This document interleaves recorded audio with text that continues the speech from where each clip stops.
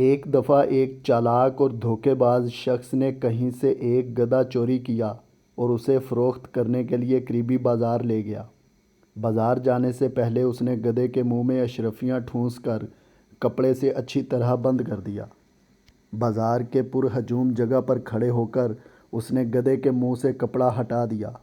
جیسے ہی کپڑا ہٹا، گدھے کے منہ سے اشرفیاں نکل کر زمین پر گرنے لگیں۔ سکوں کی جھنکار سن کر لوگ متوجہ ہو گئے اور حیران ہو کر پوچھنے لگے کہ گدھے کے منہ سے سکے، وہ بھی سونے کے، یہ کیا ماجرا ہے؟ دھوکے باز کہنے لگا، بھائیو، یہ ایک عجیب و غریب گدھا ہے اور میں اس سے بہت تنگ ہوں۔ میں جب بھی پریشان یا اداس ہوتا ہوں تو دن میں ایک بار اس کے منہ سے سونے کی اشرفیاں گرنے لگتی ہیں۔ اب تو میرے گھر میں اشرفیاں رکھنے کی جگہ بھی نہیں بچی، اس لیے میں چاہتا ہوں کہ اسے کوئی ضرورت مند اور جانوروں سے پیار کرنے والا تاجر خرید لے۔ لوگوں نے اشرفیاں گرتی ہوئی اپنی آنکھوں سے دیکھ لی تھیں اور باقی کا قصہ سن کر ہر کسی کی خواہش یہی تھی کہ یہ گدھا جتنے میں بھی مل جائے سستا ہے۔ ایک دوسرے سے بڑھ چڑھ کر بولیاں لگاتے ہوئے آخرکار ایک بڑے تاجر نے خطیر رقم کے عوض اسے خرید لیا۔ فروخت کرنے والے نے رقم اور زمین پر گرے ہوئے سکے سمیٹے اور گھر چلا گیا۔ جس تاجر نے گدھا خریدا تھا وہ فخر سے گردن اکڑائے ہوئے چل رہا تھا اور اہل قریہ اس کے پیچھے پیچھے چلتے ہوئے اس کے گھر تک پہنچ گئے۔ سارے لوگ مل کر اداس اور پریشان شکلیں بنا کر گدھے کے ارد گرد بیٹھ گئے۔ لوگ گھنٹوں بیٹھ کر انتظار کرتے رہے اور بالآخر وہ سچ مچ پریشان ہو گئے۔ اس دوران گدھا جو کب سے بھوکا تھا، اس نے خوب چارہ کھایا مگر ایک سکہ تک نہ گرا۔ آخر وہاں سے کسی دانا کا گزر ہوا، اس نے بتایا کہ تمہارے ساتھ دھوکہ ہو چکا ہے۔ اس سے پہلے کہ وہ فروخت کرنے والا بھاگ جائے فوراً اس دھوکے باز کو پکڑو۔ وہ تاجر اور اہل قریہ اکٹھے ہو کر جب اس دھوکے باز کے گھر کے باہر پہنچے اور دروازہ کھٹکھٹا کر اس کے متعلق استفسار کیا تو اندر سے اس دھوکے باز کی بیوی نے کہا کہ وہ تو کہیں کام سے دوسرے گاؤں گیا ہوا ہے۔ آپ باہر ہی انتظار کریں، میں اپنا پالتو کتا بھیجتی ہوں، یہ جا کر انہیں آپ کے متعلق بتائے گا اور انہیں ہر صورت ساتھ بھی لے کر آئے گا۔ لوگ دلچسپی سے دیکھنے اور سوچنے لگے کہ یہ کیسے ہو سکتا ہے کہ کتا اپنے مالک کو گھر لائے۔ دراصل اس چالاک شخص نے جب دیکھا کہ تمام لوگ اس کے گھر کے باہر جمع ہیں تو اس نے اپنی بیوی کو کتے والی پٹی پڑھائی، گھر میں پہلے سے بندھے ہوئے کتے کو آزاد کیا اور خود گھر کی پچھلی سمت سے چپکے سے نکل گیا۔ دور جا کر اس نے کتے کو پکڑ لیا اور اس کے ساتھ واپس گھر کی طرف چل دیا۔ تھوڑی دیر گزری تو لوگوں کو اپنی آنکھوں پر یقین نہیں آ رہا تھا کہ وہی شخص جس نے گدھا فروخت کیا تھا اسی کتے کے پیچھے پیچھے چلتا ہوا آ رہا تھا۔ اب سارے لوگ یہ بات بھول کر کہ وہاں کیوں آئے ہیں کتے کے متعلق پوچھنے لگے کہ یہ تو بڑے کام کا ہے، بتاؤ یہ کتنے کا ہے؟ اسے تو ہر صورت خریدنا ہوگا۔ اس دھوکے باز اور چالاک شخص نے پہلے تو انکار کیا لیکن بعد میں اچھے دام ملنے پر وہ کتا اسی ہجوم میں سے ایک دوسرے تاجر کو فروخت کر دیا۔ اب لوگ ٹولی کی شکل میں صرف یہ دیکھنے کے لیے کہ کتا گھر سے گئے ہوئے شخص کو کیسے واپس لے کر آتا ہے اس تاجر کے ساتھ چلتے گئے۔ تاجر نے گھر جا کر غلام کو کہا کہ تم ساتھ والے گاؤں جاؤ تاکہ کتا تمہیں ڈھونڈ کر واپس لے آئے۔ غلام جیسے ہی دوسرے گاؤں پہنچا وہاں سے بھاگ نکلا اور کتا بھی کہیں دور چلا گیا جو واپس نہ آیا۔ جب غلام اور کتا دونوں واپس نہ آئے تو لوگوں کو پتہ چل گیا کہ یہ ایک بار پھر ہمارے ساتھ دھوکہ ہو گیا ہے۔ وہ دوبارہ اکٹھے ہو کر جب اسی دھوکے باز کے گھر گئے تو وہ ایک بار پھر گھر کے پچھلے خفیہ دروازے سے بھاگ نکلا اور اس کی بیوی کہنے لگی وہ ساتھ والے گاؤں کسی کام سے گیا ہوا ہے۔ لوگوں نے کہا آج ہم اس کا گھر کے اندر بیٹھ کر انتظار کریں گے، اور یوں دونوں تاجروں سمیت ارد گرد کے تمام لوگ اس کے گھر میں بیٹھ گئے۔ کافی دیر جب گزر گئی تو وہی دھوکے باز گھر میں داخل ہوا اور وہاں بیٹھے ہوئے لوگوں کو دیکھ کر چاپلوسی سے کام لیتے ہوئے ان کے سامنے جھک جھک کر آداب بجا لانے لگا، اور بیوی سے پوچھنے لگا کہ میرے خاص مہمانوں کی تکریم میں تم نے کیا کیا؟ ان مہمانوں کو کچھ کھانے پینے کو دیا یا بھوکا ہی بٹھایا ہوا ہے؟ وہ لوگ دل ہی دل میں شرمندہ ہونے لگے کہ ہم جسے دھوکہ باز سمجھ رہے ہیں وہ تو بڑا سخی اور مہمان نواز بندہ ہے۔ اس کی بیوی نے انکار میں سر ہلاتے ہوئے کہا کہ ان فضول اور فالتو لوگوں کو کون اپنا مہمان بناتا ہے؟ میں نے تو انہیں پانی تک نہیں پوچھا۔ یہ سن کر وہ شخص غصے میں پاگل ہو گیا اور جیب سے ایک خنجر نکال کر بیوی کے پیٹ میں گھونپ دیا۔ فوراً لہو بہہ نکلا اور اس کی بیوی لہرا کر نیچے فرش پر گر پڑی۔ وہاں بیٹھے ہوئے لوگ اسے برا بھلا کہنے لگے کہ ہمارے پیسوں کو تو رہنے دو، لیکن ہمارے لیے اپنی بیوی کو قتل کرنا کہاں کی دانش مندی ہے؟ وہ چالاک اور دھوکے باز کہنے لگا، آپ لوگ فکر نہ کرو، یہ ہمارا روزانہ کا کام ہے۔ میں اسے غصے میں آ کر قتل کر دیتا ہوں تو دوبارہ اس سینگ سے زندہ بھی کر دیتا ہوں۔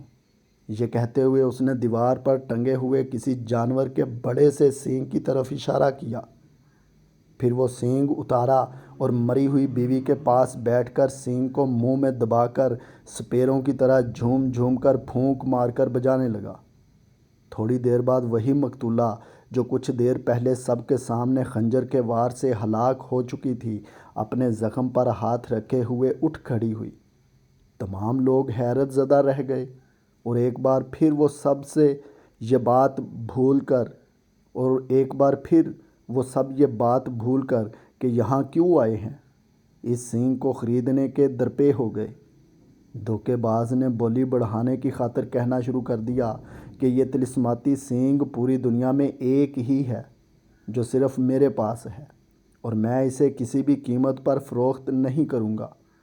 کرتے کرتے ایک بڑے تاجر نے سب سے زیادہ رقم ادا کر کے وہ سینگ خرید لیا، اور سینگ خرید کر وہ لوگ اپنے اپنے گھروں کو چلے گئے۔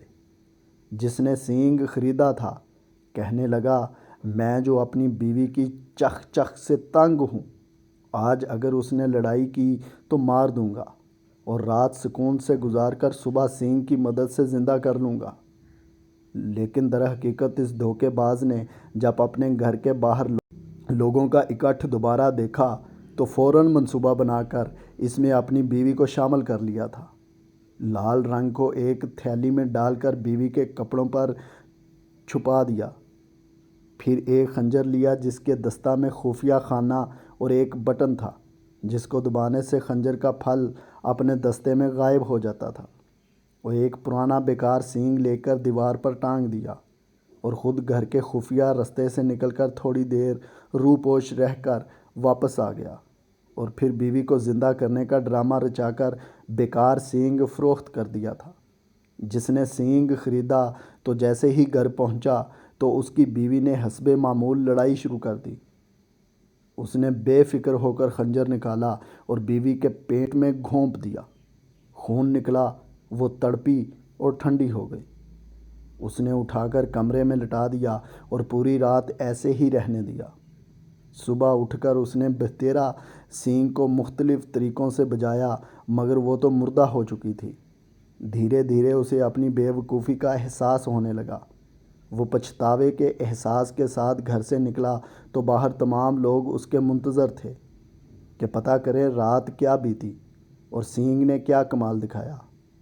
وہ شخص دکھ اور شرمندگی کو چھپانا چاہتا تھا، مگر کچھ لوگوں نے جب اصرار کیا تو اصل بات اگلوا ہی لی۔ اب کی بار انہوں نے پکا ارادہ کر لیا کہ اس نوسر باز کی کسی بات میں نہیں آنا، اور اس کو دیکھتے ہی قابو کر کے ایک بوری میں بند کر کے سمندر برد کر دینا ہے۔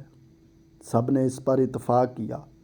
ایک بار پھر وہ لوگ اکٹھے ہو کر اس دھوکے باز کے گھر پہنچے اور اندر جا کر اسے قابو کر لیا۔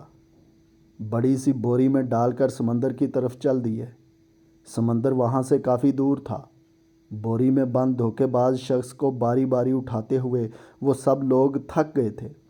سمندر سے نصف فاصلے پر پہنچ کر انہوں نے کہا کہ تھوڑی دیر سستا لیتے ہیں، اس کے بعد آرام سے اسے پانی میں پھینک دیں گے۔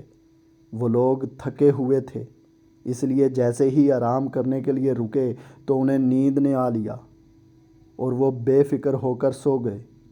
بوری میں بند شخص نے بھوک اور پیاس سے بے حال ہو کر چیخنا چلانا شروع کر دیا، مگر وہ تمام لوگ تو خواب خرگوش کے مزے لے رہے تھے۔ اسی اثناء میں وہاں سے ایک چرواہے کا گزر ہوا۔ اس نے دیکھا کہ لوگوں کا جمع غفیر آڑا ترچھا ہو کر سو رہا ہے اور ایک طرف پڑی بوری سے چیخنے چلانے کی آوازیں آ رہی ہیں۔ اس نے بھیڑ بکریوں کو ایک طرف کھڑا کیا اور آگے بڑھ کر جب بوری کھولی تو اس نے دیکھا کہ اس کے اندر تو کوئی شخص بند ہے۔ چرواہے نے پوچھا کہ اے شخص تو کون ہے؟ یہ ارد گرد سوئے ہوئے لوگ کون ہیں اور تجھے بوری میں کیوں بند کیا ہوا ہے؟ یہ ماجرا کیا ہے؟ دھوکے باز نے کہا، سنو، یہ تمام لوگ میرے خاندان کے ہیں۔ یہ میری شادی سمندر پار ایک شہزادی سے زبردستی کرانا چاہتے ہیں، مگر مجھے مال و دولت کی ذرا بھی ہوس نہیں ہے۔ میں تو اپنی چچا زاد لڑکی سے محبت کرتا ہوں۔ چرواہا اس کی باتیں سن کر بڑا متاثر ہوا اور کہنے لگا، بتاؤ کیا میں تمہارے کسی کام آ سکتا ہوں؟ دھوکے باز کہنے لگا، ہاں ہاں، کیوں نہیں، تم میری جگہ اس بوری میں آ جاؤ اور جب شہزادی کے سامنے بند بوری کھلے گی تو پھر اس کا تم سے شادی کرنے کے سوا کوئی چارہ نہیں ہوگا۔ چرواہا یہ سن کر خوش ہو گیا اور ہنسی خوشی اس دھوکے باز کی جگہ بوری میں بند ہو کر بیٹھ گیا۔ دھوکے باز نے وہاں سے چرواہے کی بھیڑ بکریوں کو ساتھ لیا اور واپس اپنے گھر آ گیا۔ وہ لوگ جب نیند سے بیدار ہوئے تو انہوں نے بوری کو اٹھایا اور چلتے چلتے آخرکار سمندر میں پھینک دیا اور مطمئن ہو کر اپنے اپنے گھروں کو لوٹ آئے۔ اگلے دن انہوں نے دیکھا کہ دھوکے باز شخص کے گھر کے باہر 300-400 کی تعداد میں بھیڑ بکریاں بندھی ہوئی ہیں۔ وہ بڑے حیران ہو کر جب وہاں گئے تو دیکھا کہ جس کو سمندر میں پھینک کر آئے تھے وہ تو گھر میں بیٹھا اپنی بیوی سے گپیں لڑا رہا ہے۔ انہوں نے تعجب سے پوچھا کہ ہم نے تو تمہیں کل سمندر میں پھینکا تھا اور آج تم صحیح سلامت اپنے گھر میں ہو اور باہر بھیڑ بکریوں کا ریوڑ بھی ہے۔ وہ دھوکے باز شخص کہنے لگا، جب تم لوگوں نے مجھے سمندر میں پھینکا تو وہاں سے ایک جل پری نمودار ہوئی اور وہ مجھے اپنے ساتھ زیر سمندر اپنے گھر میں لے گئی۔ وہاں ہیرے جواہرات اور موتیوں سے بنے ہوئے بے شمار محل اور ہزاروں کی تعداد میں مال مویشی تھے۔ جل پری نے مجھے مہمانوں کی طرح رکھا اور میری خوب خاطر مدارت کی۔ وہ مجھ سے شادی کرنا چاہتی تھی اور وہاں کا حاکم بنانا چاہتی تھی، مگر جب میں نے کہا کہ میری پہلے سے ایک بیوی ہے اور میں اپنے گھر جانا چاہتا ہوں تو اس نے کہا کوئی بات نہیں، اور اپنی طرف سے بھیڑ بکریوں کا تحفہ دے کر کہنے لگی، اگر تمہارے علاقے میں کوئی ایسا ہوا جو یہاں کی جل پریوں سے شادی کر کے یہاں عیش و عشرت کی زندگی گزارنا چاہتا ہو تو اسے یہاں لے آنا۔ یہ بات سننے کی دیر تھی کہ وہاں آئے ہوئے تمام بوڑھے اور جوان کہنے لگے، ہم وہاں جانا چاہتے ہیں اور وہاں جا کر حاکم بننا چاہتے ہیں۔ اس دھوکے باز شخص نے کہا کہ تم تو صرف چند افراد ہو، اگر اس قصبے کے تمام لوگ بھی وہاں چلے جائیں تو پھر بھی کم ہے۔ انہوں نے کہا کہ ہم قصبے کے ہر شخص کو اپنے ساتھ جانے کے لیے راضی کر لیں گے۔ دھوکے باز نے کہا، ٹھیک ہے، کل صبح کے وقت سمندر کے کنارے ہر شخص اپنے لیے ایک بوری اور ایک رسی لے کر پہنچ جائے اور وہاں پہنچ کر ہر شخص ایک دوسرے کو بوری میں بند کرنے میں مدد کرے گا۔ اگلے روز صبح کے وقت دھوکے باز شخص نے سب کو بوری میں بند کیا اور اپنی بیوی کی مدد سے تمام بوریوں کو سمندر میں پھینک دیا۔ اس کے بعد وہ بے وقوفوں کے قصبے کا تن تنہا مالک بن گیا۔